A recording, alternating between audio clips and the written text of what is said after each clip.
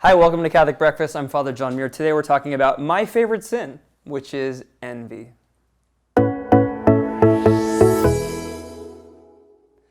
So the readings recently at Mass were very much about overcoming envy. It's quite the sin, and we all know it well.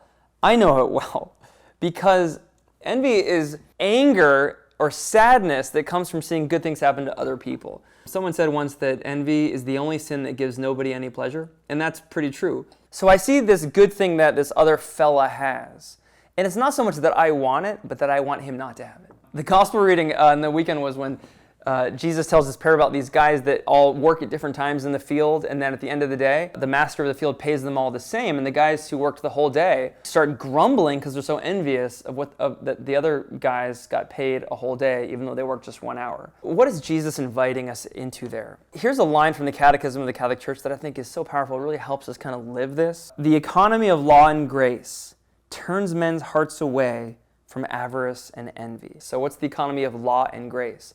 It means the economy of what God is doing, the economy of God's generosity. That's what Jesus' parable invites people into. The economy of law and grace turns us away from envy and initiates us into the desire for the common.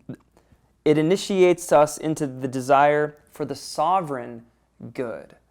Ooh, that's interesting. So what grace does, it not only heals us from wanting bad things to happen to other people or having this secret sorrow or anger that good things are happening to other people. What it does is it makes me desire the sovereign good. I rejoice in good things that happen to other people. I rejoice when good things happen to me, but with a kind of equilibrium of heart where I'm not favoring myself over others. That's a real joyful thing. So what do you do when you're struggling with envy? Here's a little trick I learned from Dante's Divine Comedy. In his poem, he says that people who struggle with envy get their eyes sewn shut. Find ways to stop looking at what other people have. Maybe it's taking a break from Facebook. Maybe it's taking a break from Instagram. That can really hone you in on not worrying about what other people have or what they're getting. Secondly, cultivate gratitude. Find ways to find gratitude for what you do have. A friend of mine will take a rosary and he'll pray on every bead, God, thank you for my family. Thank you for my life. Thank you for my work. You could pray a whole rosary just thanking God for the gifts that you have.